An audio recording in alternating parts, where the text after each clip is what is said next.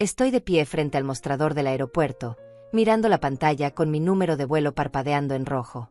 Cancelado. La palabra aparece como una sentencia, fría y definitiva. Mi corazón late tan fuerte que siento el pulso en mis sienes. Hace 3 horas que espero aquí, con mi bolso apretado contra el pecho, tratando de entender qué salió mal. La empleada me mira con esa expresión que ya conozco demasiado bien, esa mezcla de lástima y fastidio que la gente reserva para las ancianas que causan problemas sin querer. Le explico por tercera vez que mi reserva estaba confirmada, que recibí el código, que todo estaba en orden cuando salí de casa esta mañana. Ella teclea en su computadora con dedos rápidos, sus uñas hacen un sonido seco contra las teclas. Niega con la cabeza. Me dice que mi reserva fue cancelada hace 2 horas. Que alguien llamó desde el número registrado en mi cuenta y solicitó la cancelación. Que no hay reembolso porque fue una cancelación voluntaria. Siento como el suelo se mueve bajo mis pies. Mis manos tiemblan cuando saco mi teléfono del bolsillo de mi abrigo.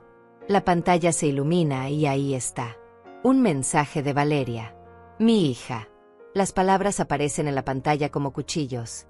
Buena suerte al volver caminando a casa, vieja inútil. Ya era hora de que aprendieras tu lugar en esta familia. Leo el mensaje una vez, 2 veces, 3 veces. Cada palabra se clava más profundo. Mis dedos están tan fríos que apenas puedo sostener el teléfono. Hay más mensajes. Uno tras otro. Valeria escribió todo lo que pensaba de mí, todo lo que aparentemente llevaba años guardando. Dice que soy una carga, que mis quejas constantes la tienen harta, que debería estar agradecida de que todavía me permiten vivir en esa casa. En esa casa. Como si fuera de ella. Como si yo fuera una invitada molesta en mi propia vida. El mensaje final es de su esposo, Mauricio. Deje de fingir que tiene poco dinero y tome un taxi como usted debería. O mejor aún, quédese por ahí unos días. Todos necesitamos un descanso de usted. La gente pasa a mi alrededor. Familias felices arrastrando equipaje. Parejas jóvenes tomadas de la mano. Niños corriendo entre las filas de asientos. Todos tienen un lugar a donde ir. Todos tienen alguien esperándolos. Yo estoy aquí, con 65 años, sin boleto, sin dinero suficiente para otro vuelo, y sin nadie que se preocupe si llego o no. Las luces fluorescentes del aeropuerto me lastiman los ojos. Todo es demasiado brillante, demasiado ruidoso, demasiado real. Me alejo del mostrador porque la fila detrás de mí se está impacientando. Encuentro una silla de plástico cerca de una ventana. Me siento despacio, sintiendo cada uno de mis años en las rodillas, en la espalda, en el cansancio que se instala en mis huesos. Desde aquí puedo ver los aviones despegar. Uno tras otro, elevándose hacia el cielo gris de la tarde. Cada uno lleva personas hacia algún lugar mejor. Hacia reuniones familiares. Hacia celebraciones. Hacia casas donde son amadas. Mi avión debería estar ahí. Yo debería estar en él. Reviso mi billetera. Cuento los billetes 2 veces para estar segura. $120.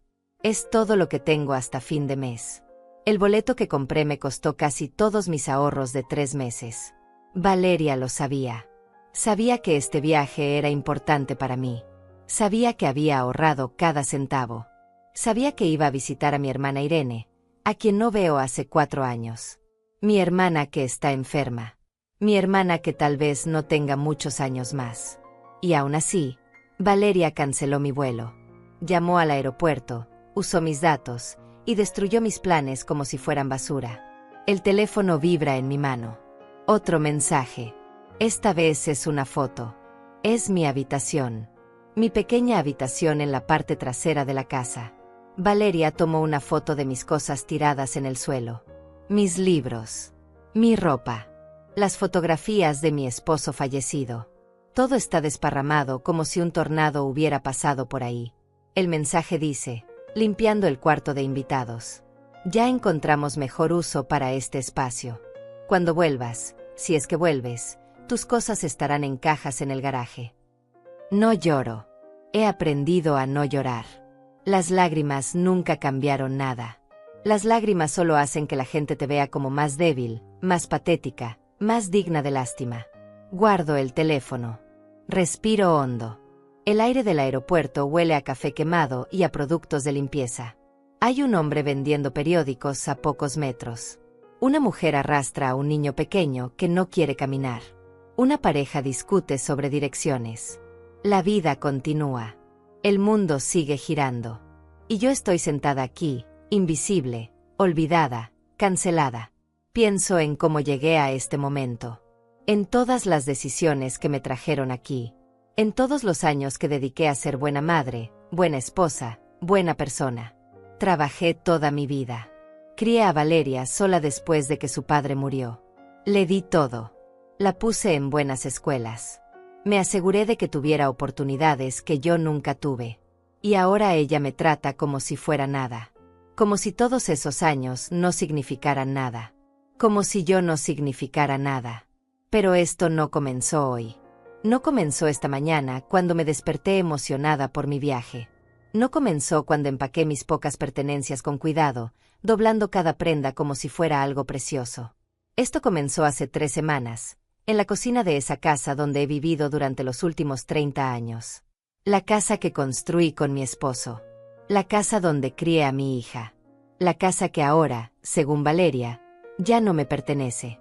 Fue un martes por la tarde. Yo estaba preparando la cena como siempre hago. Valeria llegó del trabajo con esa expresión tensa que ha llevado en el rostro durante los últimos 2 años. Desde que se casó con Mauricio, todo cambió. Él entró a nuestras vidas como una tormenta, con sus trajes caros y sus opiniones sobre todo. Desde el principio me miró como si yo fuera un mueble viejo que alguien olvidó tirar a la basura. Pero ese día fue diferente. Ese día, Valeria se sentó a la mesa y me dijo que necesitábamos hablar. Recuerdo cómo se veían sus ojos. Duros. Calculadores. Me dijo que ella y Mauricio habían estado pensando en el futuro. En sus planes. En sus necesidades. Dijo que la casa era demasiado grande para los 3. Que necesitaban privacidad. Que yo estaba todo el tiempo ahí, en su espacio, interfiriendo con sus vidas. Interfiriendo. Esa fue la palabra que usó. Como si mi simple existencia fuera un problema que necesitaban resolver. Le pregunté qué quería que hiciera. ¿A dónde esperaba que fuera? Tengo 65 años. Mi pensión apenas alcanza para lo básico. No tengo otro lugar. Ella se encogió de hombros. Me sugirió que buscara un apartamento pequeño. Algo modesto. Algo lejos. Dijo que sería bueno para mí tener mi propio espacio. Independencia, lo llamó. Como si echarme de mi propia casa fuera un regalo. Como si me estuviera haciendo un favor al destruir lo poco de estabilidad que me quedaba en la vida. Mauricio entró a la cocina en ese momento. Se sirvió un vaso de agua del refrigerador como si fuera el dueño del lugar. Miró las ollas en la estufa y arrugó la nariz. Dijo que la comida olía demasiado fuerte. Que sus amigos se habían quejado la última vez que vinieron a cenar. Que yo necesitaba aprender a cocinar cosas más modernas, más sofisticadas. O mejor aún, dijo con una sonrisa fría, tal vez era hora de que ellos contrataran a alguien profesional para cocinar. Alguien que supiera lo que hacía. Valeria se rió. Mi propia hija se rió de mí en mi propia cocina. Dijo que Mauricio tenía razón. Que mi forma de hacer las cosas era anticuada. Que todo en la casa necesitaba actualizarse, incluyendo mis costumbres. Miré a mi hija y traté de encontrar en ella algo de la niña que crié. La niña que solía abrazarme cuando tenía pesadillas. La niña que me decía que era la mejor mamá del mundo. Pero esa niña se había ido. En su lugar había una mujer que me miraba con frialdad, con impaciencia, con desprecio apenas contenido. Los días después de esa conversación fueron un infierno silencioso. Valeria comenzó a traer folletos de residencias para ancianos. Los dejaba en la mesa de la cocina donde yo pudiera verlos. Lugares con nombres alegres y fotografías de personas mayores sonriendo falsamente. Mauricio empezó a hacer comentarios constantes sobre el espacio. Sobre cómo podrían remodelar mi habitación. Convertirla en una oficina. O en un gimnasio. O en lo que fuera, siempre y cuando yo no estuviera ahí. Una noche escuché cómo hablaban en su habitación. Las paredes de esta casa son delgadas. Yo estaba acostada en mi cama, mirando el techo, incapaz de dormir. Sus voces llegaban claras a través del pasillo. Mauricio decía que yo era un gasto innecesario, que la comida que comía, el agua que usaba, la electricidad, todo sumaba. Valeria estuvo de acuerdo. Dijo que yo actuaba como si todavía fuera la dueña de la casa, que necesitaba recordar que ahora vivía ahí por su generosidad. Por su generosidad. Esas palabras se quedaron conmigo. Repetí esas palabras en mi mente toda la noche. Esta casa donde dormí al lado de mi esposo durante 20 años. Esta casa donde nació mi hija. Esta casa que pinté, limpié, mantuve, amé. Y ahora me decían que estaba aquí por generosidad de ellos. Como si fuera una extraña. Como si no tuviera derecho a estar en el único lugar que alguna vez llamé hogar. Fue entonces cuando decidí hacer el viaje. Llamé a mi hermana Irene esa misma noche. Necesitaba salir de ahí. Necesitaba respirar. Necesitaba estar con alguien que me recordara quién era yo antes de convertirme en esta versión rota y pequeña de mí misma. Irene lloró cuando le conté lo que estaba pasando. Me dijo que fuera a visitarla. Que me quedara todo el tiempo que necesitara. Que su casa era mi casa. Y por primera vez en semanas, sentí algo parecido a la esperanza. Ahorré cada centavo que pude. Dejé de comprar las cosas pequeñas que solía darme como gusto. El café especial. Las revistas. Las flores que me gustaba poner en mi habitación. Guardé cada dólar hasta que tuve suficiente para el boleto. Fue un sacrificio, pero valía la pena. La idea de ver a mi hermana, de abrazar a alguien que realmente me quería, me mantuvo en pie durante esas semanas horribles. Le dije a Valeria sobre mi viaje hace 10 días. Su reacción me debería haber advertido lo que vendría. Levantó las cejas. Preguntó cómo pensaba pagar el boleto. Le dije que había ahorrado. Se rió. Una risa corta y amarga. Dijo que era típico de mí gastar dinero en tonterías cuando debería estar contribuyendo más a los gastos de la casa. Mauricio agregó que si tenía dinero para viajes, entonces podía empezar a pagar renta. Renta en mi propia casa. No discutí. He aprendido que discutir con ellos es inútil. Solo empeora las cosas. Solo hace que me traten peor. Así que guardé silencio. Conté los días hasta mi vuelo. Marqué cada fecha en el calendario que tengo escondido en el cajón de mi mesita de noche. Cada día que pasaba era un día menos que tenía que soportar. Un día más cerca de la libertad, aunque fuera temporal. Esta mañana me desperté antes del amanecer. Preparé mi bolso en silencio. No quería despertar a nadie. No quería tener que despedirme. No quería ver sus caras fingiendo preocupación cuando en realidad estarían celebrando mi ausencia. Salí de la casa cuando el cielo todavía estaba oscuro. Tomé 2 autobuses para llegar al aeropuerto porque no quise gastar dinero en un taxi. Cada dólar contaba. Cada dólar era precioso. Y ahora estoy aquí, sentada en este aeropuerto, con el vuelo cancelado, con los mensajes crueles de mi hija brillando en la pantalla de mi teléfono, con la certeza aplastante de que ella hizo esto a propósito, que planeó arruinar mi viaje, que disfrutó destruyendo lo único que me daba alegría. Y lo peor de todo es saber que cuando regrese a esa casa, si es que regreso, las cosas solo empeorarán. Miro por la ventana del aeropuerto y veo mi reflejo superpuesto sobre el cielo gris. Una mujer mayor con el cabello recogido en un moño simple. Arrugas alrededor de los ojos que alguna vez fueron de risa, pero que ahora parecen solo marcas de cansancio. Ropa modesta, limpia pero desgastada por los años. Me veo exactamente como lo que Valeria piensa que soy, una anciana insignificante que ya no tiene propósito en este mundo. ¿Cuántas de nosotras estamos ahí afuera? ¿Cuántas mujeres de mi edad están sentadas en algún lugar en este momento, sintiéndose exactamente como me siento yo? Invisibles para sus propias familias. Tratadas como cargas en lugar de como las personas que dieron todo por esos hijos ingratos. Sacrificamos nuestros sueños, nuestra juventud, nuestra salud, y al final nos descartan como si fuéramos pañuelos usados. Pienso en todas las veces que me quedé despierta cuando Valeria estaba enferma. Las noches interminables cuando tenía fiebre y yo le ponía paños fríos en la frente, susurrándole que todo estaría bien. Pienso en los años después de que su padre murió, cuando trabajaba 2 empleos para mantenerla en la escuela. Llegaba a casa con los pies hinchados y las manos agrietadas, pero siempre tenía una sonrisa para ella. Siempre me aseguraba de que tuviera lo que necesitaba, incluso si eso significaba que yo no comiera bien durante días. Recuerdo su graduación de la universidad. Yo estaba en la audiencia, llorando de orgullo. Ella era la primera en nuestra familia en obtener un título universitario. Todo mi esfuerzo había valido la pena.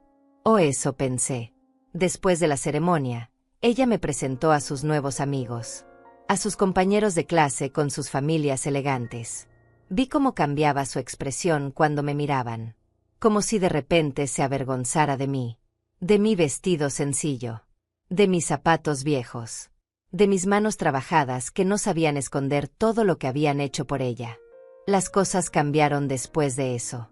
Empezó a distanciarse, a visitarme menos, a hacer llamadas más cortas. Y cuando conoció a Mauricio, fue como si una puerta se cerrara definitivamente. Él venía de una familia con dinero, con posición social, con expectativas. Y yo no encajaba en esa imagen que ellos querían proyectar. Era un recordatorio de dónde venía Valeria, de la pobreza que habíamos superado juntas. Pero en lugar de sentirse orgullosa de eso, ella sentía vergüenza. El teléfono vibra otra vez en mi bolso. No quiero mirarlo. No quiero ver qué nueva crueldad ha decidido enviarme. Pero mis manos se mueven solas. Abro el mensaje. Es una foto de la sala de estar. Han quitado todas las fotografías que yo tenía ahí. Las fotos de mi esposo. Las fotos de Valeria cuando era niña. Las fotos de momentos felices que ahora parecen haber existido en otra vida. Las paredes están vacías. Blancas. Frías. Como si yo nunca hubiera existido. Me pregunto si alguien más está pasando por esto en este preciso momento. Si hay otra mujer, en otro aeropuerto, en otra ciudad, recibiendo mensajes de un hijo o una hija que olvidó todo lo que ella hizo por ellos. Me pregunto cuántas de nosotras nos quedamos calladas. Cuántas aceptamos el maltrato porque nos enseñaron que las madres deben soportar todo. Que debemos ser fuertes. Que debemos perdonar siempre, sin importar cuánto duela. Hay una señora sentada a unos metros de mí. Debe tener mi edad, tal vez un poco más. Está hablando por teléfono, su voz es suave y alegre. Dice que no puede esperar para ver a sus nietos. Que tiene regalos para todos. Que preparó galletas especiales para el viaje. Cuelga y sonríe para sí misma. Esa sonrisa me parte el corazón. Porque yo debería estar sonriendo así. Yo debería estar emocionada por mi viaje.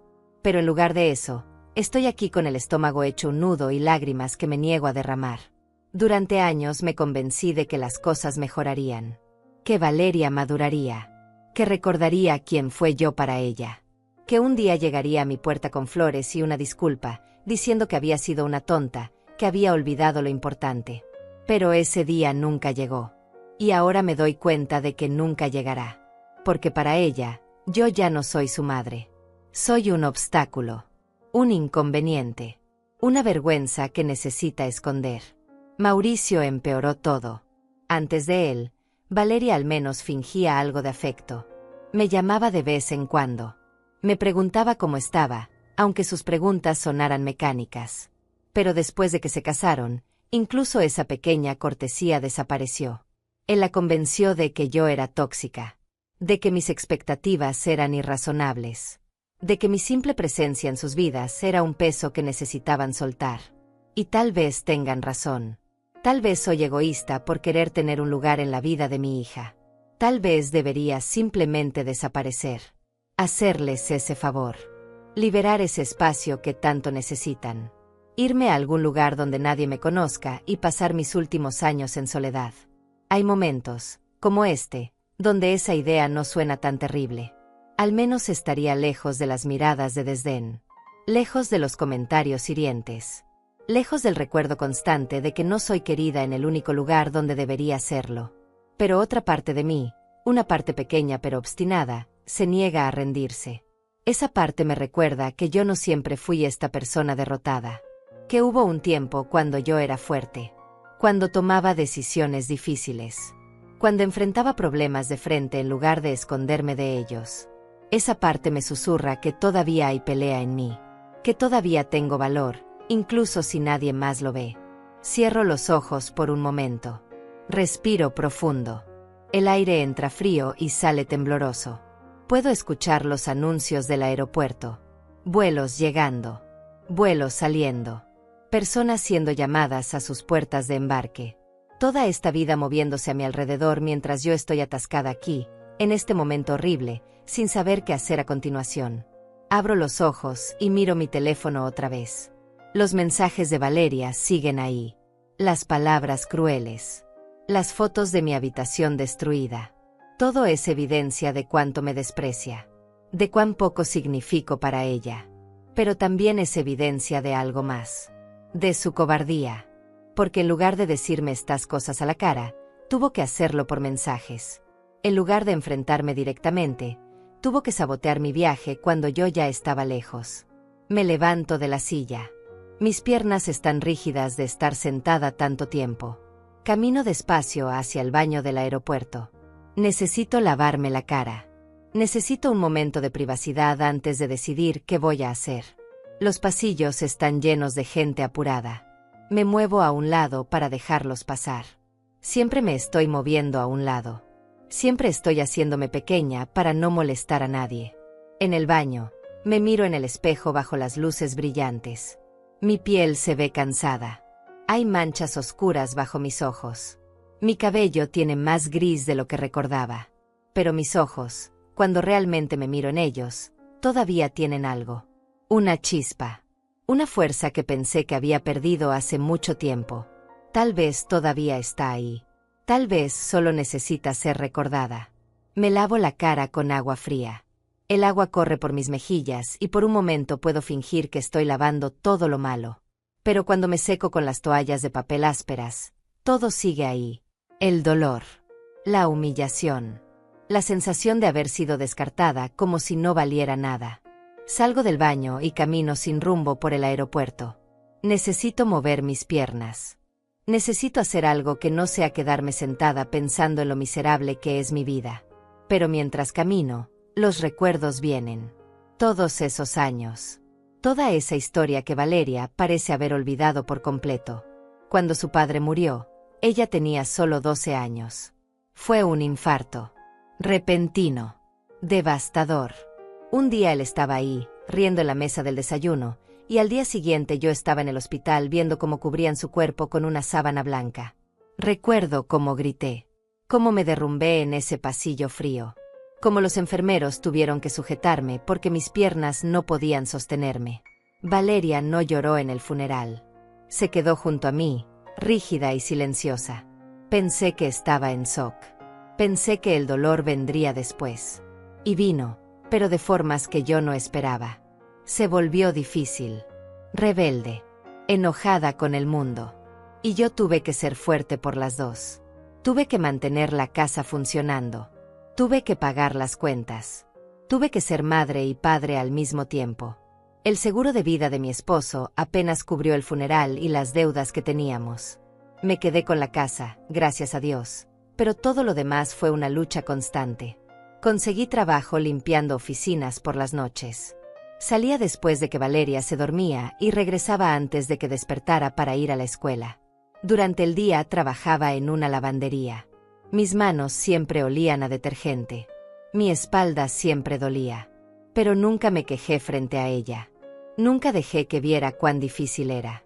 Me aseguré de que tuviera ropa limpia para la escuela. Me aseguré de que hubiera comida en la mesa. Me aseguré de que no sintiera la pobreza que nos rodeaba. Cuando sus amigas hablaban de sus vacaciones familiares, yo inventaba excusas de por qué nosotras no podíamos viajar. Cuando querían ir al cine o a comer pizza, yo encontraba la manera de darle algo de dinero, aunque eso significara que yo comería arroz durante una semana. Los fines de semana, cuando ella salía con sus amigas, yo aprovechaba para hacer trabajos extra. Costura. Planchado. Lo que fuera. Había una señora rica en el otro lado de la ciudad que me pagaba bien por limpiar su casa 2 veces al mes. Era un trabajo agotador. Esa casa tenía 3 pisos y ella era exigente con cada detalle. Pero el dinero extra me permitía darle a Valeria cosas que otras chicas tenían. Útiles escolares nuevos. Ropa que no fuera de segunda mano. Pequeños lujos que la hacían sentir normal. Cuando llegó el momento de la universidad, yo no tenía dinero ahorrado. Había gastado todo en mantenerla viva y medianamente feliz durante esos 6 años después de la muerte de su padre. Pero ella era inteligente. Siempre lo fue. Consiguió una beca parcial. No era suficiente. Necesitábamos más. Así que pedí un préstamo. Puse la casa como garantía. Fue la decisión más aterradora de mi vida, pero lo hice sin pensarlo 2 veces. Porque ella era mi hija. Porque creí que su educación era lo más importante. Durante esos 4 años de universidad, trabajé más duro que nunca. Agregué otro trabajo de limpieza. 3 noches a la semana, limpiaba un restaurante después de que cerraba. Terminaba a las 3 de la mañana, y luego tenía que estar en la lavandería a las 7. Dormía 4 horas si tenía suerte. Mi cuerpo protestaba constantemente. Mis rodillas comenzaron a fallar. Mi espalda estaba siempre tensa. Pero seguí adelante porque cada pago del préstamo estudiantil era mi responsabilidad. Valeria vivía en el campus. Venía a casa solo en vacaciones. Y cuando venía, siempre estaba ocupada. Tenía proyectos. Tenía que estudiar. Tenía que ver a sus amigas del pueblo. Yo entendía. Yo no quería ser una carga para ella. Quería que disfrutara su juventud. Que tuviera experiencias que yo nunca tuve. Así que la dejaba ir sin quejas. La abrazaba cuando se iba y contaba los días hasta que volviera. Pero cada vez que regresaba, había algo diferente en ella. Su ropa era mejor. Su forma de hablar había cambiado. Usaba palabras que yo no conocía. Hablaba de conceptos y teorías que estaban más allá de mi comprensión. Y yo me sentía orgullosa. Mi hija se estaba educando. Mi hija estaba convirtiéndose en alguien importante. Pero también sentía una distancia creciendo entre nosotras. Como si con cada semestre, ella se alejara un poco más de mí. Después de su graduación, consiguió un buen trabajo. Empezó a ganar más dinero en un mes de lo que yo ganaba en 6. Me ofreció ayudarme a pagar el préstamo de la casa. Dijo que era lo justo. Que yo había sacrificado demasiado. Rechacé su ayuda. Le dije que ese préstamo era mi responsabilidad. Que ella necesitaba ahorrar su dinero para su propio futuro. Además, yo seguía trabajando. Todavía tenía mis empleos. Todavía podía pagar las cuotas mensuales, aunque significara seguir viviendo con lo mínimo. Fue entonces cuando conoció a Mauricio. Él trabajaba en la misma empresa. Venía de una familia acomodada.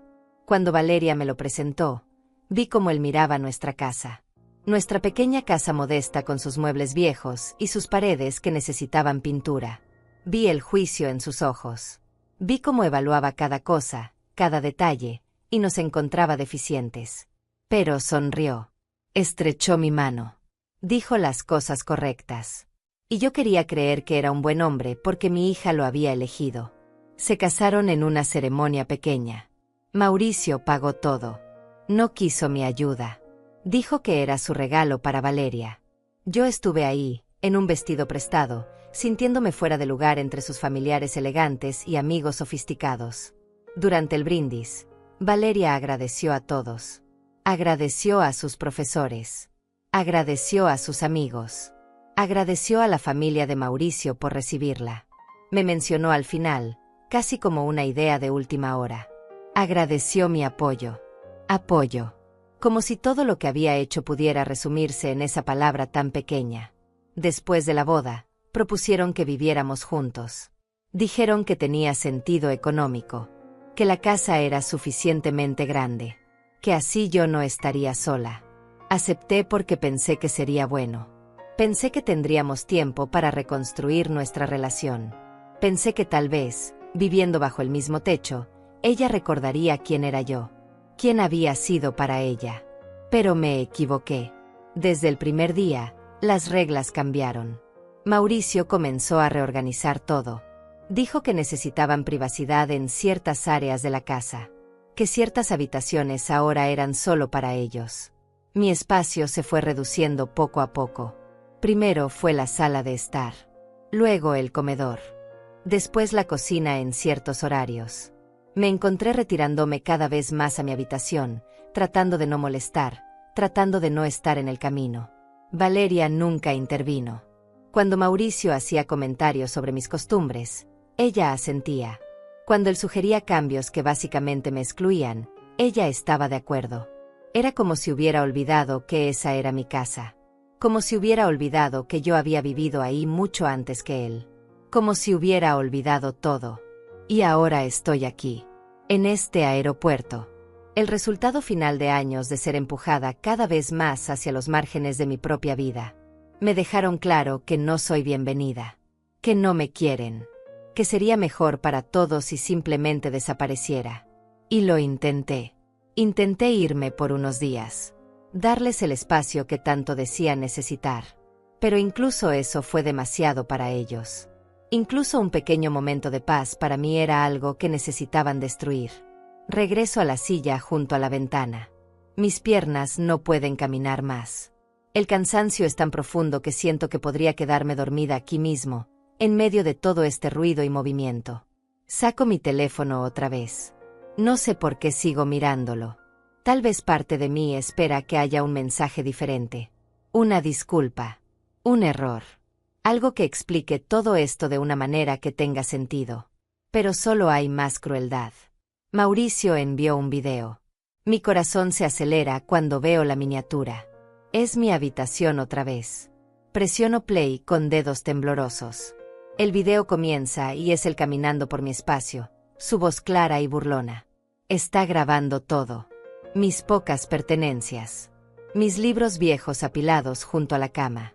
La foto de mi esposo en el marco desgastado sobre la cómoda. El rosario que mi madre me dio antes de morir colgando de la esquina del espejo. Su voz llena mis audífonos. Dice que están haciendo un tour del cuarto que pronto será su nueva oficina. Ríe. Se acerca a mi cómoda y toma la foto de mi esposo. La mira y dice algo sobre muebles antiguos que ya no sirven. Coloca la foto boca abajo. Se mueve hacia mi pequeño closet. Abre las puertas y hace un gesto exagerado de sorpresa ante mi ropa modesta. Dice que donarán todo porque nadie en su círculo social vestiría algo así. Valeria aparece en el video. Está de pie en el marco de la puerta, sonriendo. Mi hija está sonriendo mientras su esposo se burla de mis pertenencias. Mientras ridiculiza todo lo que soy. Mauricio le pregunta si está segura de que quiere quedarse con algo de mis cosas. Ella niega con la cabeza. Dice que no hay nada de valor ahí. Nada que valga la pena conservar. Sus palabras son como cuchillos directos a mi corazón. El video continúa. Mauricio abre el cajón donde guardo mis documentos importantes. Mis papeles personales. Las cartas que mi esposo me escribió cuando éramos jóvenes. Los dibujos que Valeria hizo cuando era niña y que yo guardé todos estos años como tesoros. Él saca un puñado de papeles y los agita frente a la cámara. Dice que todo esto es basura que necesita ser tirada. Que no entiende cómo alguien puede acumular tanto papel inútil. Valeria se acerca y toma una de las cartas. La abre.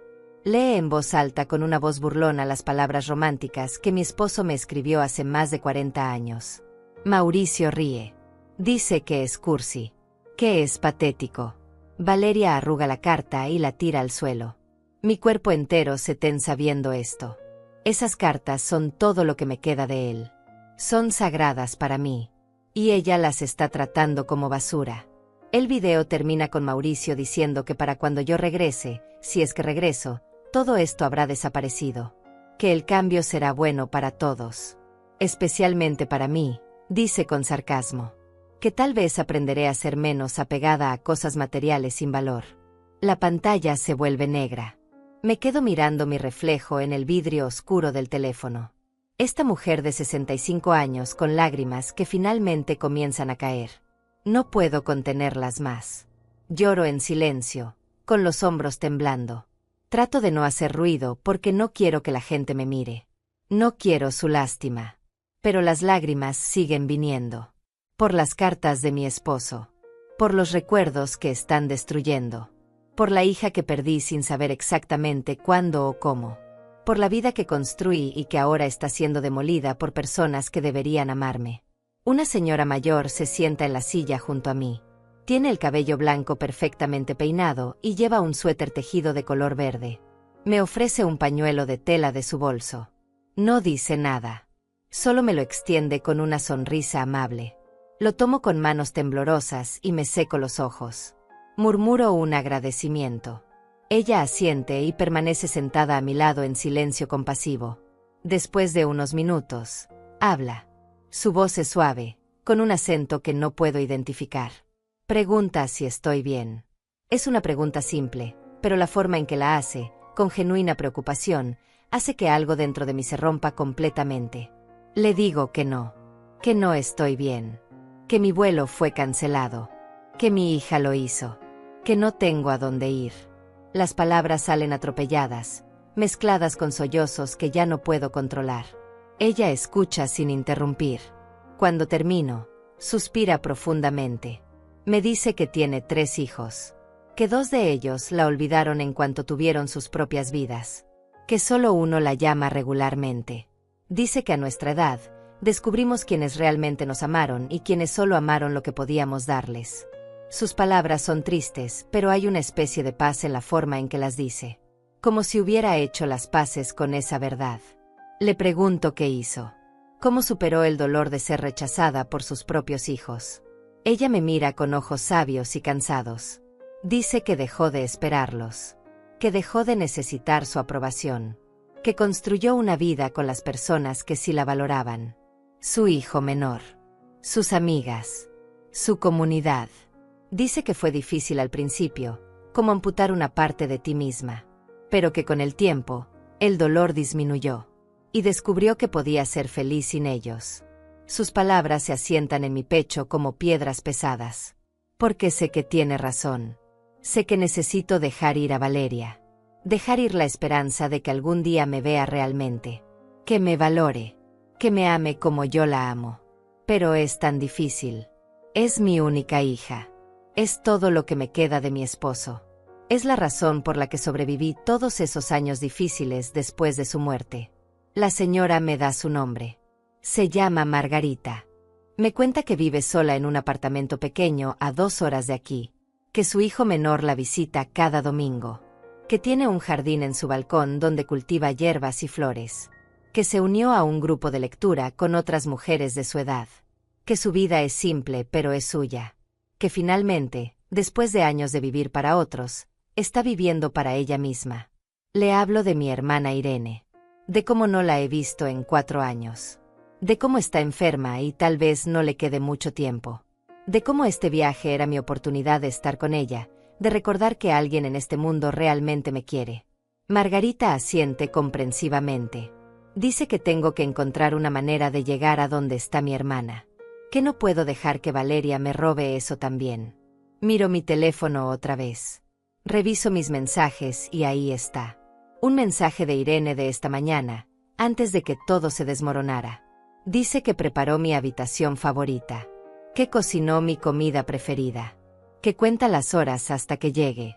Su mensaje está lleno de amor y anticipación. Me imagino su cara cuando se entere de que no voy. Su decepción. Su tristeza. No por ella, sino por mí. Porque sabe cuánto necesitaba esto. No puedo defraudar a Irene. No puedo dejar que Valeria gane. No puedo quedarme aquí paralizada por el dolor y la humillación. Necesito hacer algo. Necesito moverme. Necesito luchar aunque sea por una vez en mi vida. Margarita me toma la mano. Sus dedos son cálidos y su agarre es firme. Me dice que soy más fuerte de lo que creo. Que lo puedo ver en mis ojos. Que solo necesito recordar quién era antes de que otros me hicieran creer que no era suficiente. Le agradezco. Le digo que sus palabras significan más de lo que ella sabe. Ella sonríe y se levanta para irse. Tiene un vuelo que abordar. Antes de irse, se inclina y me susurra al oído. Me dice que hay poder en soltar. Que hay libertad en decir basta. Que nunca es demasiado tarde para elegirse a una misma. Luego se va, caminando con su pequeño equipaje rodante, y yo me quedo sentada con sus palabras resonando en mi mente. Miro mi teléfono una última vez. Los mensajes de Valeria y Mauricio siguen ahí. La evidencia de su crueldad. La prueba de cuánto me desprecian. Pero mientras los leo otra vez, algo cambia dentro de mí. La tristeza comienza a transformarse en algo diferente. Algo más duro. Más frío.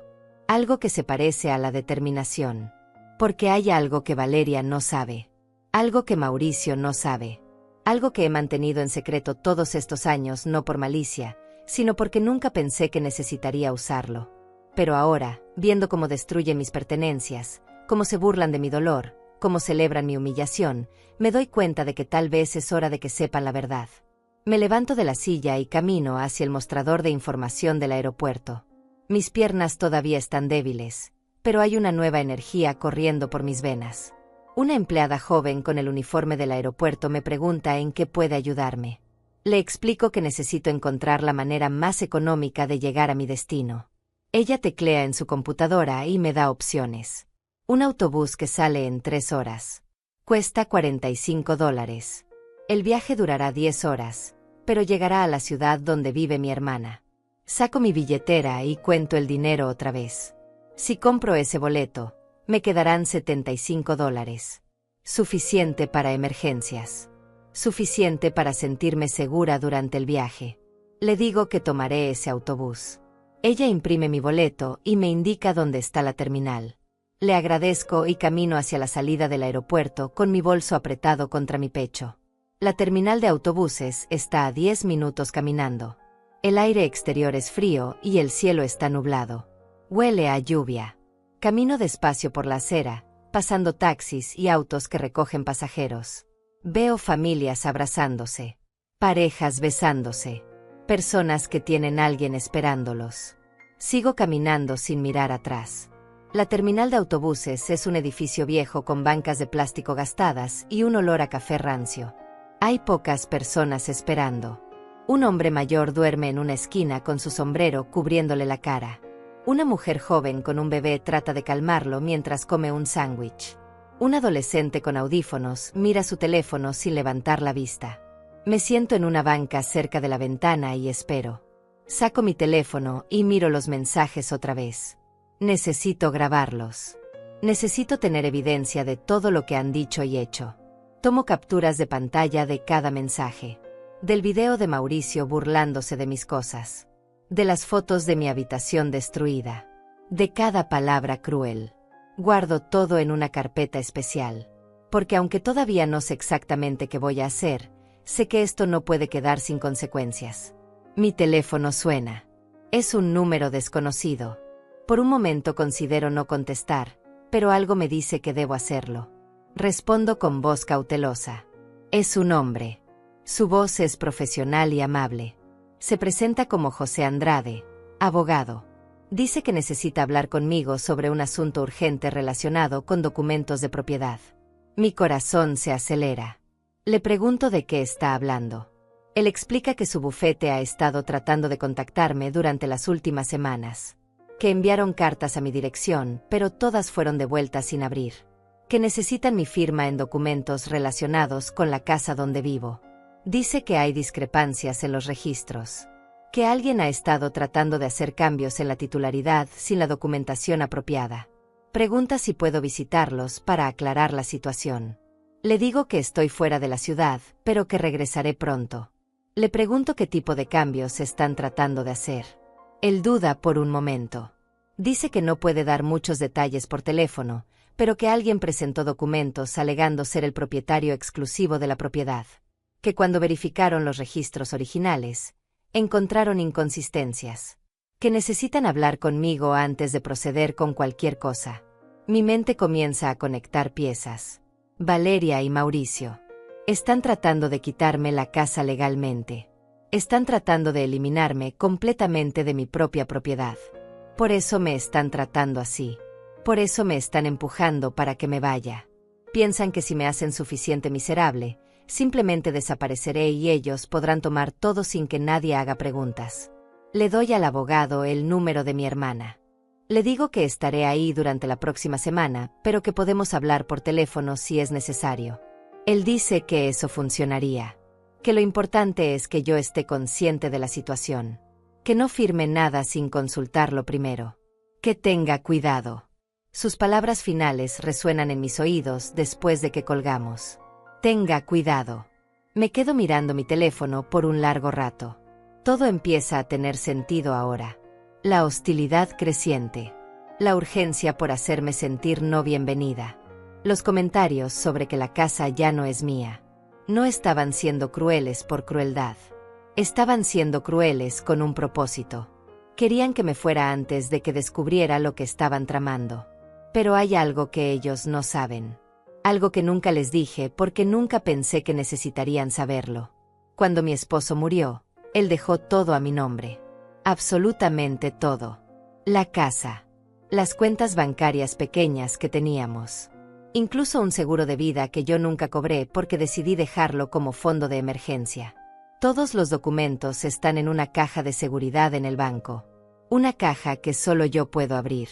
Además de eso, hay algo más. Algo que ni siquiera Valeria sabe. Durante todos esos años que trabajé limpiando casas, una de mis clientas era una señora muy rica que se encariñó conmigo. Se llamaba María Cantero. No tenía hijos. No tenía familia. Cuando murió hace 5 años, dejó algo en su testamento. Una propiedad pequeña. Un departamento modesto en el centro de la ciudad. Me lo dejó a mí. A la mujer que limpió su casa durante 15 años y que siempre la trató con dignidad y respeto. Nunca hice nada con ese departamento. Lo renté a través de una agencia de bienes raíces. El dinero de la renta va directamente a una cuenta que Valeria no conoce. No es mucho, tal vez $600 al mes, pero se ha ido acumulando durante 5 años. Son casi $36,000 que tengo ahorrados. Dinero que guardé pensando que algún día podría necesitarlo para una emergencia. Pensando que tal vez se lo dejaría a Valeria cuando yo muriera. Pero ahora veo las cosas diferentes. Ese dinero no es para Valeria. Ese departamento no es para Valeria. Esas propiedades no son para alguien que me trata como basura. Son mías. Las gané con mi trabajo. Con mi sudor. Con años de sacrificio que ella nunca valoró. Y si ella y Mauricio quieren jugar este juego de intentar robarme lo que es mío, entonces es hora de que aprendan con quién están tratando realmente. Saco una pequeña libreta de mi bolso. Es vieja, con las esquinas dobladas. Ahí tengo anotadas todas las direcciones importantes. El banco donde está mi caja de seguridad. El nombre de la agencia que maneja mi propiedad rentada. El número del abogado que manejó el testamento de María. Todo está ahí, en mi letra pequeña y cuidadosa. Información que he guardado todos estos años sin pensar que la necesitaría para defenderme de mi propia hija. El autobús llega 30 minutos tarde. Es un vehículo viejo con asientos desgastados y un olor a diésel. Subo los escalones despacio, mostrando mi boleto al conductor, un hombre de mediana edad con bigote gris que apenas me mira. Encuentro un asiento en la parte de atrás, junto a la ventana. Coloco mi bolso en el asiento de al lado y apoyo mi cabeza contra el vidrio frío. Mientras el autobús sale de la terminal, saco mi teléfono otra vez. Necesito hacer algunas llamadas. Primero llamo a Irene. Ella contesta al segundo timbre, su voz llena de emoción. Le explico lo que pasó. El vuelo cancelado. Los mensajes de Valeria. Todo. Ella escucha en silencio y cuando termino, hay una pausa larga antes de que hable. Su voz está llena de rabia cuando finalmente responde. Dice que siempre supo que Valeria tenía ese lado frío. Que lo vio en la boda, en la forma en que me trató como si fuera una vergüenza. Dice que debía haberme ido de esa casa hace mucho tiempo. Que debía haber dejado que Valeria viviera su vida sin mí para que aprendiera a valorar todo lo que hice por ella. Le digo que tiene razón. Que cometí un error al quedarme. Al pensar que las cosas mejorarían. Le cuento sobre la llamada del abogado. Sobre cómo Valeria y Mauricio están tratando de robar mi casa. Irene maldice. Dice palabras que raramente la he escuchado usar. Luego se calma y me dice que cuando llegue a su casa, iremos juntas a ver a un abogado. Que no van a salirse con la suya. Que vamos a pelear esto con todo lo que tengamos. Su apoyo me da fuerzas. Me recuerda que no estoy sola. Que todavía tengo a alguien en mi esquina. Después de colgar con Irene, hago otra llamada. Al banco. Necesito confirmar que mi caja de seguridad sigue intacta. Que nadie ha intentado acceder a ella. La representante verifica mi identidad con preguntas de seguridad y luego confirma que todo está en orden. Que la última vez que se abrió fue hace 3 años, cuando yo misma fui a revisar los documentos. Siento un alivio enorme. Al menos eso está seguro. El autobús avanza por la carretera. El paisaje afuera es monótono. Campos vacíos. Pueblos pequeños. Estaciones de gasolina solitarias. El cielo finalmente se abre y comienza a llover. Las gotas golpean el vidrio, creando patrones que se deslizan hacia abajo. Cierro los ojos por un momento. Estoy cansada. Tan cansada. Pero por primera vez en mucho tiempo, también me siento despierta. Alerta. Lista para pelear. El viaje en autobús se siente interminable. Cada parada en pueblos pequeños alarga el trayecto. Suben y bajan pasajeros. Una madre con 3 niños ruidosos. Un hombre que huele a alcohol y se sienta demasiado cerca. Una pareja de ancianos que discute en voz baja sobre direcciones. Yo permanezco en mi asiento junto a la ventana, mirando pasar el mundo mientras mi mente trabaja sin parar. Pienso en todos los documentos que tengo guardados. No solo los papeles de la casa. No solo el testamento de mi esposo. Hay más. Mucho más. Durante años, guardé todo. Cada recibo. Cada comprobante de pago.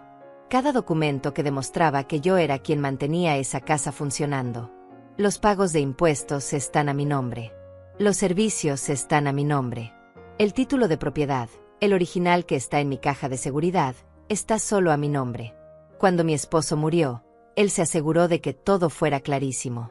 Me lo explicó incluso antes de morir, durante esos últimos meses cuando su corazón comenzaba a fallar y él sabía que no le quedaba mucho tiempo. Me hizo prometer que nunca vendería la casa. Que nunca la cedería a nadie sin estar completamente segura. Dijo que era mi seguridad. Mi protección. El único lugar en el mundo que nadie podría quitarme. Y yo mantuve esa promesa. Incluso cuando el dinero era escaso.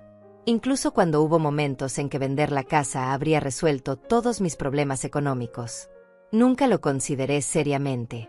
Porque esa casa era más que ladrillos y cemento. Era mi historia. Era el lugar donde amé a mi esposo. Donde crié a mi hija. Donde construí una vida que, aunque modesta, era mía. Valeria nunca preguntó sobre los documentos de la casa. Nunca mostró interés en los aspectos legales de nada. Cuando se mudó con Mauricio después de la boda, simplemente asumieron que podían hacer lo que quisieran. Que porque vivían ahí, porque pagaban algunos gastos, la casa era tanto de ellos como mía. Pero nunca fue así. Yo nunca transferí nada. Nunca firmé nada que les diera derechos legales sobre la propiedad. Ahora entiendo por qué Mauricio insistía tanto en que yo firmara papeles. Hace 6 meses, trajo documentos del banco. Dijo que eran para refinanciar la hipoteca. Que conseguirían mejores tasas de interés. Que todos nos beneficiaríamos. Me presionó durante semanas. Valeria también. Decían que era lo inteligente. Lo moderno. Que yo estaba siendo terca al negarme. Pero algo en mi interior me decía que no firmara. Tal vez era la forma en que Mauricio me miraba cuando me ponía los papeles enfrente. O la manera en que Valeria evitaba mi mirada cuando él hablaba. O simplemente la intuición de una mujer mayor que ha vivido suficiente para saber cuando algo no está bien. Les dije que necesitaba tiempo para pensar. Que quería que un abogado revisara los documentos primero. Mauricio se puso furioso. Dijo que yo desconfiaba de ellos. Que después de todo lo que habían hecho por mí, yo los trataba como criminales. Después de eso, todo empeoró. Los comentarios hirientes se volvieron más frecuentes. La hostilidad más obvia. Me di cuenta de que mi negativa a firmar había desencadenado algo. Pero no entendía completamente que hasta ahora. Hasta la llamada del abogado. Hasta darme cuenta de que están tratando de quitarme mi casa de todas las formas posibles. Y cuando los métodos legales no funcionaron porque yo no cooperé, decidieron hacerme la vida tan miserable que me fuera por mi propia voluntad. Saco mi teléfono y reviso mis correos electrónicos. Busco cualquier cosa relacionada con la casa. Y ahí está. Un correo de hace 2 meses que marqué como spam sin leer completamente. Es del registro de propiedades del condado. Dice que se ha iniciado un proceso de verificación de titularidad en mi dirección. Que si tengo alguna objeción o información relevante, Debo contactarlos dentro de 30 días. La fecha límite fue hace 3 semanas. Mi corazón late más rápido. Esto es más serio de lo que pensaba. No solo están tratando de engañarme. Están usando el sistema legal para robarme. Presentaron documentos falsos o manipulados ante las autoridades. Y casi lo logran. Si el abogado José Andrade no hubiera llamado hoy, si no hubiera encontrado inconsistencias en los registros, tal vez ya habría perdido mi casa sin siquiera saberlo. Marco el número del registro de propiedades que aparece en el correo. Es tarde, casi las 6 de la tarde, pero alguien contesta. Explico quién soy. Doy mi dirección. La mujer al otro lado de la línea teclea en su computadora. Me pide que espere. La música de espera es una melodía irritante que se repite una y otra vez. Finalmente, regresa a la línea. Me dice que efectivamente hay un caso abierto sobre mi propiedad. Que una persona llamada Valeria Díaz de Manzano presentó documentos alegando ser copropietaria de la vivienda. Que proporcionó lo que parecían ser papeles de transferencia de propiedad firmados por mí. Mi sangre hierve. Falsificaron mi firma. Crearon documentos fraudulentos. Esto no es solo crueldad familiar. Esto es un crimen. Le digo a la mujer que esos documentos son falsos. Que yo nunca firmé nada transfiriendo propiedad a mi hija. Que necesito detener ese proceso inmediatamente. Ella me dice que necesito presentar una disputa formal. Que necesito evidencia de que los documentos son fraudulentos. Que probablemente necesitaré un abogado. Le pregunto cuánto tiempo tengo. Dice que el proceso está en revisión por las irregularidades que encontraron, pero que eventualmente necesitarán una resolución. Después de colgar, me quedo mirando mi teléfono. Mis manos tiemblan. No es por miedo. Es por rabia. Por indignación. Por la traición absoluta de saber que mi propia hija está dispuesta a cometer fraude para deshacerse de mí. Para robar lo único que tengo. Para dejarme sin nada en mis últimos años de vida. Pero ella no sabe lo que yo sé. No sabe sobre el departamento que poseo. No sabe sobre la cuenta de ahorros con $36,000.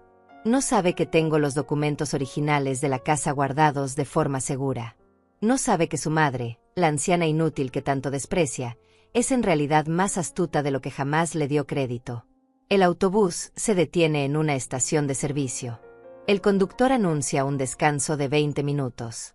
La mayoría de los pasajeros bajan a estirar las piernas o comprar comida. Yo me quedo sentada. No tengo hambre. No quiero gastar dinero innecesariamente. Necesito cada dólar que tengo para lo que viene. Porque ahora sé lo que tengo que hacer. Primero, llegaré a casa de Irene. Descansaré una noche. Recuperaré mis fuerzas. Luego, temprano en la mañana, iremos al banco. Sacaré todos los documentos de mi caja de seguridad. Haré copias certificadas de todo. Después visitaremos al abogado José Andrade. Le mostraré todo. La evidencia del fraude. Los mensajes de Valeria y Mauricio. Las capturas de pantalla del video donde destruyen mis pertenencias. Los correos del registro de propiedades. Todo. Luego presentaremos una denuncia formal. No solo por el intento de fraude de propiedad. También por abuso emocional, por destrucción de propiedad privada, por acoso, por todo lo que han hecho. Porque esto terminó. Se acabó el tiempo de ser la mujer silenciosa que acepta maltrato. Se acabó el tiempo de esperar que mi hija recuerde cómo amarme. Se acabó el tiempo de tener miedo. También voy a hacer algo más. Voy a ir a ese departamento que poseo. El que renté durante 5 años sin pisarlo nunca. Voy a hablar con los inquilinos actuales. Voy a darles aviso de que el contrato no se renovará. Porque voy a mudarme ahí. Voy a vivir en mi propia propiedad. Lejos de Valeria. Lejos de Mauricio. Lejos de todo ese veneno que casi me mata. Y la casa, esa casa que tanto quieren, voy a pelearla. No porque la necesite para vivir ahora que tengo otra opción. Sino porque es mía. Porque la gané. Porque representa 30 años de mi vida. Porque mi esposo murió queriendo que yo estuviera protegida ahí.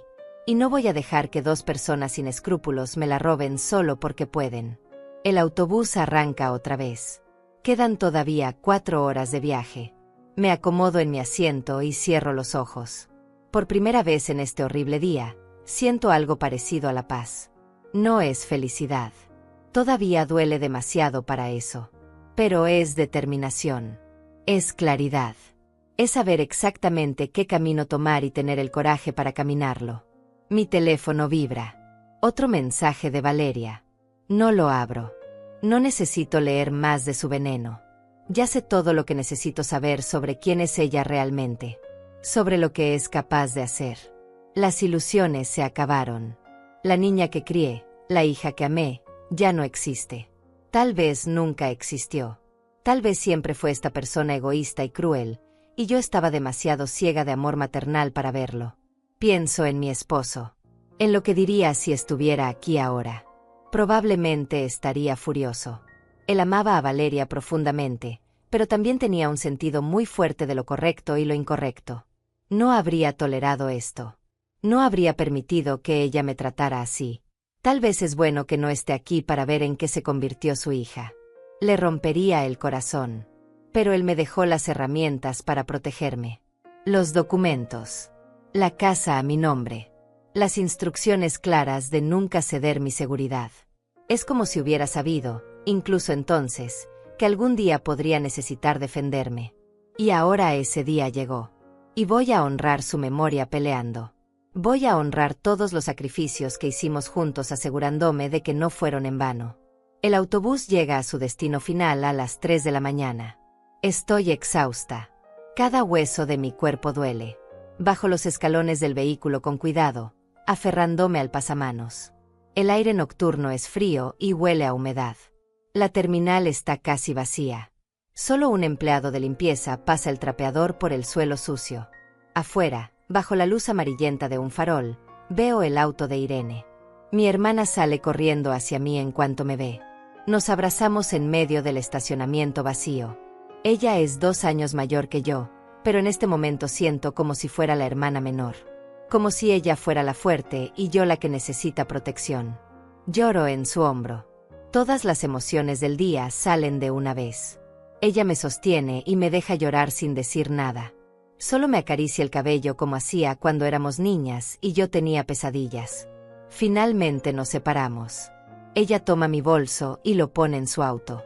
Me ayuda a subir al asiento del pasajero. Mientras conduce hacia su casa, me cuenta que preparó té caliente y que la habitación de invitados tiene sábanas limpias. Que mañana hablaremos de todo. Que esta noche solo necesito descansar. Asiento sin fuerzas.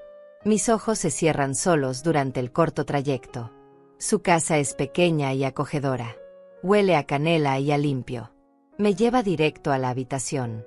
La cama se ve como el paraíso. Me acuesto sin siquiera quitarme los zapatos. Irene me los quita con gentileza. Me cubre con una manta suave. Apaga la luz. Duermo profundamente por primera vez en semanas. Sin pesadillas. Sin miedo. Solo oscuridad completa y silencio. Me despierto a las 9 de la mañana. Puedo oler café y pan tostado. Me levanto despacio, sintiendo cada músculo tenso. Me lavo la cara en el pequeño baño adjunto a la habitación. Me miro en el espejo. Mis ojos están hinchados de tanto llorar ayer. Mi piel se ve gris. Pero hay algo diferente. Una determinación en mi mirada que no estaba ahí antes. Irene está en la cocina preparando el desayuno. Me sirve café en una taza grande y pone frente a mí un plato con huevos revueltos y pan tostado. Como aunque no tengo mucha hambre. Necesito las fuerzas. Mientras comemos, le cuento todo en detalle. Los intentos de fraude. Los documentos falsificados. La llamada del abogado. Mi plan para los próximos días. Ella escucha atentamente, asintiendo de vez en cuando. Cuando termino, ella se levanta y va a su estudio. Regresa con una carpeta. Me dice que ella también tiene algo que contarme. Abre la carpeta y saca papeles. Son documentos legales. Testamento. Escrituras. Me explica que cuando le diagnosticaron su enfermedad hace 2 años, puso todo en orden.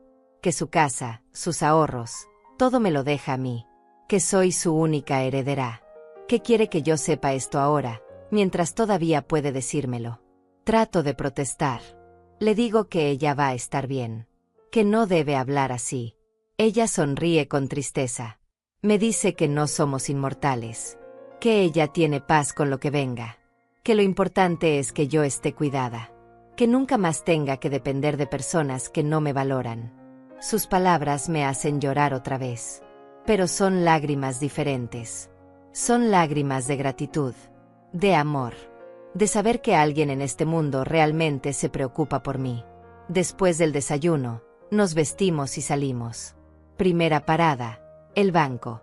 Es un edificio viejo de ladrillo rojo en el centro del pueblo. La empleada que nos atiende es amable.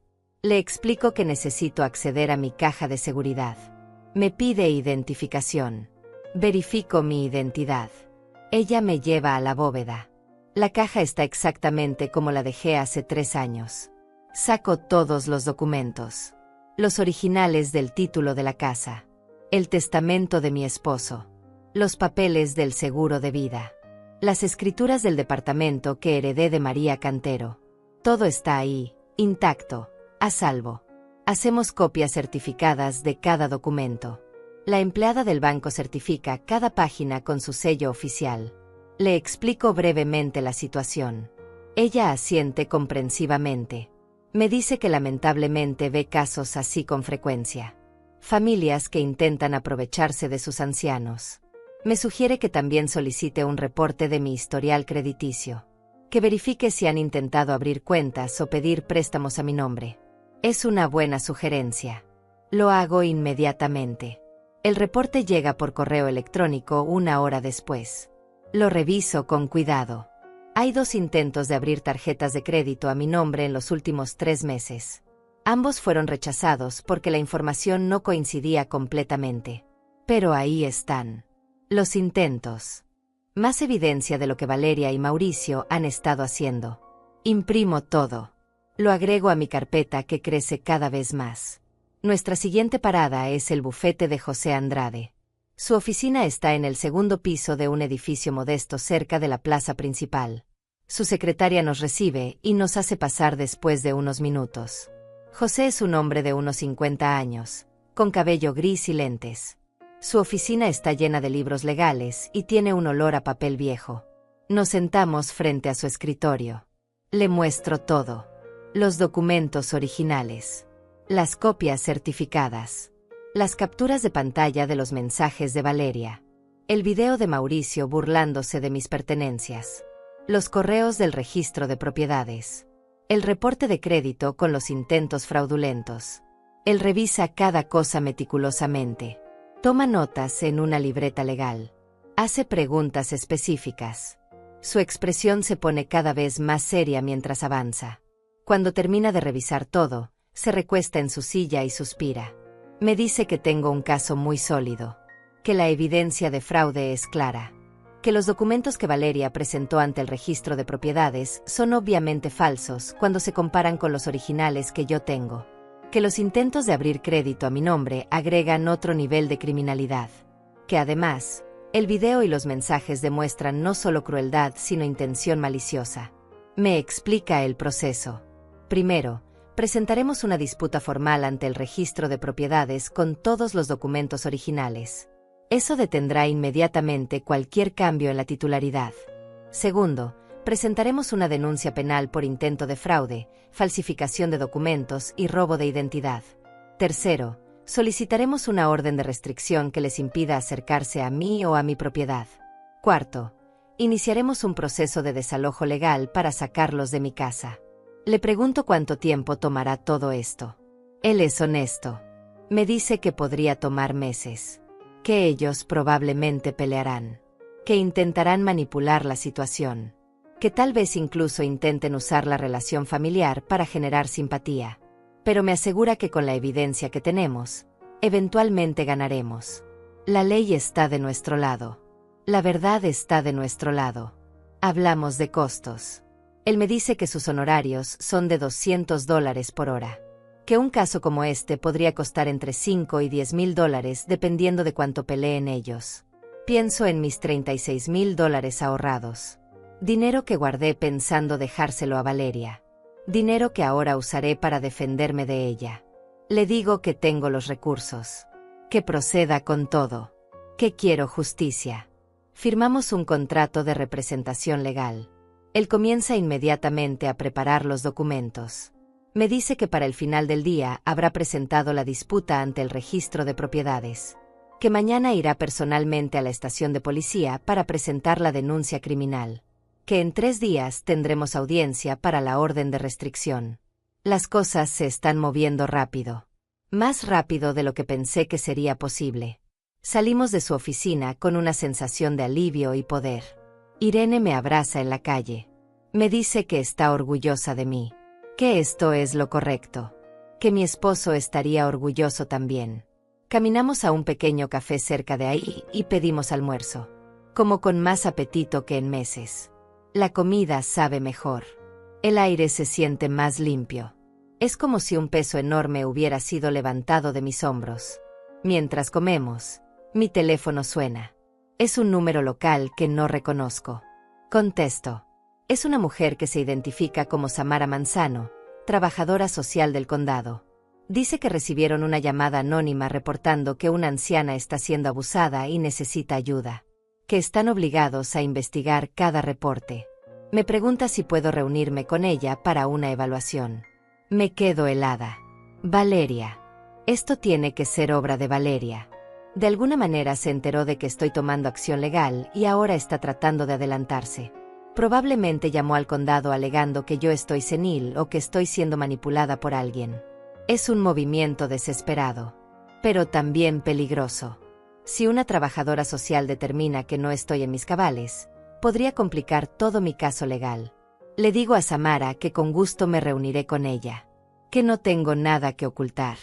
Quedamos en vernos mañana por la mañana en casa de Irene. Cuando cuelgo, le cuento a mi hermana lo que acaba de pasar. Ella se pone furiosa. Dice que Valeria no tiene límites.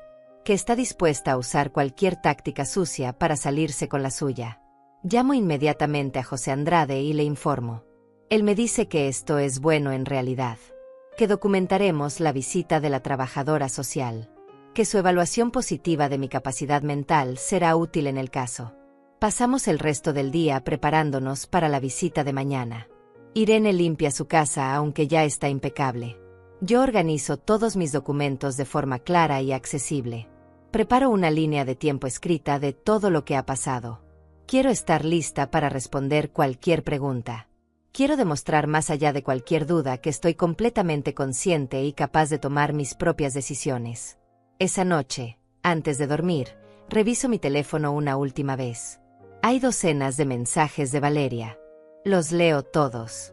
Comenzaron siendo crueles y burlones. Luego confundidos cuando no respondí. Ahora son frenéticos. Me pregunta dónde estoy. Dice que necesitamos hablar. Que las cosas se salieron de control. Que podemos resolver todo esto como familia. No respondo a ninguno. Ya no hay nada que decir. La trabajadora social Samara Manzano llega exactamente a las 9 de la mañana. Es una mujer de unos 40 años con una carpeta grande bajo el brazo y una expresión profesional pero amable. Irene le ofrece café. Nos sentamos en la sala. Samara saca formularios y comienza con sus preguntas estándar. Mi nombre completo. Mi edad. Mi dirección permanente. Si tomo medicamentos. Si tengo condiciones médicas. Respondo cada pregunta con claridad y precisión. Luego vienen las preguntas más específicas. Me pregunta sobre mi situación de vivienda. Sobre mi relación con mi hija. Sobre si me siento segura. Sobre si alguien me ha maltratado física o emocionalmente. Le cuento todo. Sin dramatizar. Sin exagerar. Solo los hechos. Le muestro los mensajes. El video. Los documentos del intento de fraude. La evidencia de los intentos de robo de identidad. Ella lo revisa todo con atención creciente. Después de 2 horas de evaluación, Samara cierra su carpeta. Me mira directamente a los ojos y me dice que está claro que soy una mujer completamente competente que está siendo víctima de abuso financiero y emocional por parte de familiares. Que el reporte anónimo era obviamente un intento de desacreditarme. Que ella incluirá en su informe oficial que no hay bases para intervención del Estado.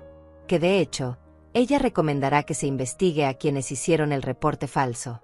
Me entrega su tarjeta y me dice que si necesito cualquier recurso adicional, servicios de apoyo para víctimas de abuso de ancianos, o simplemente alguien con quien hablar, puedo llamarla. Su amabilidad me emociona.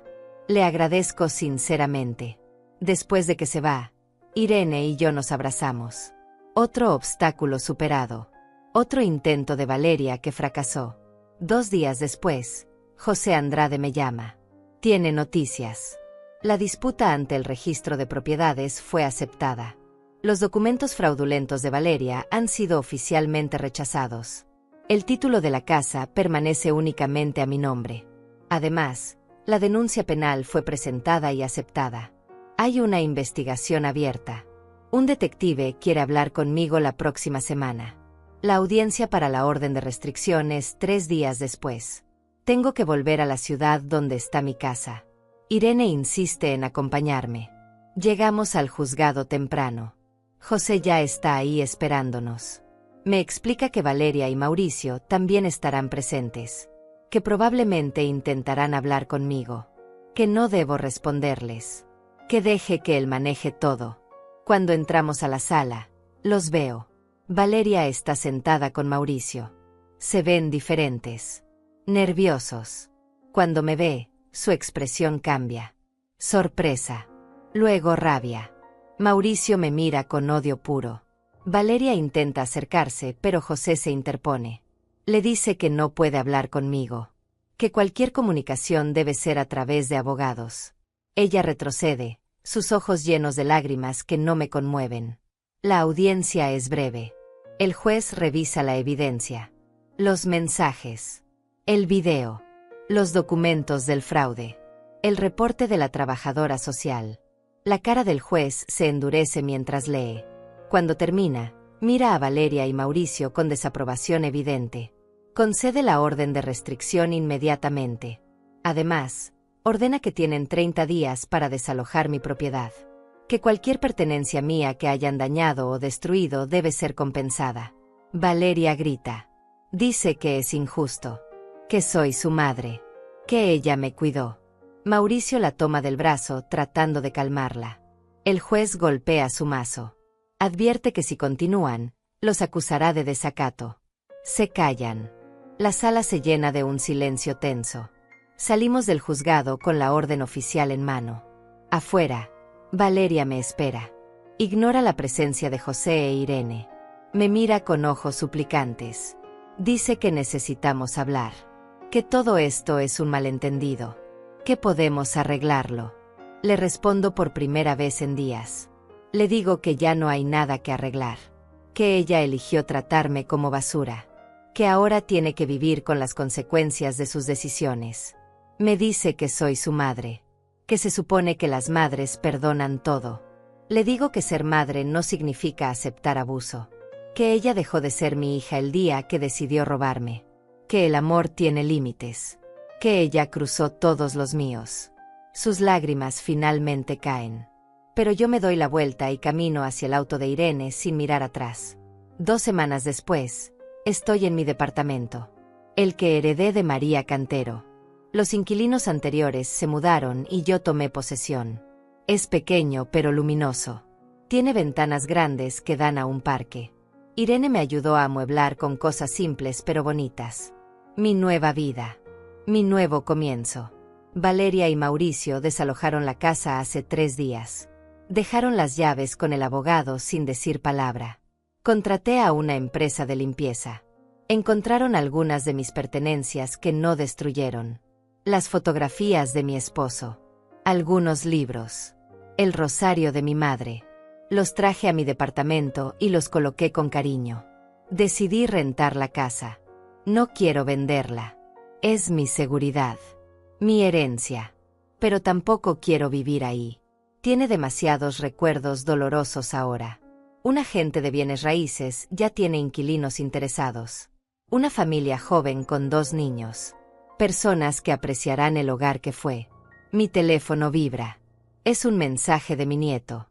El hijo de Valeria, que tiene 16 años. Me escribe que no sabía nada de lo que su madre hizo. Que está avergonzado. que quiere verme si yo lo permito. Leo el mensaje varias veces. Pienso en responder. Tal vez no todo está perdido. Tal vez hay una relación que vale la pena salvar. Le respondo que sí, que puede visitarme cuando quiera, que mi puerta siempre estará abierta para él. Me siento junto a la ventana con una taza de té. Miro el parque donde los niños juegan. Una mujer mayor camina con su perro. Una pareja joven se besa en una banca. La vida continúa. Y por primera vez en años, yo también estoy viviendo. No solo sobreviviendo. No solo aguantando. Realmente viviendo. Libre. Digna. En paz. Valeria perdió una madre. Pero yo me encontré a mí misma.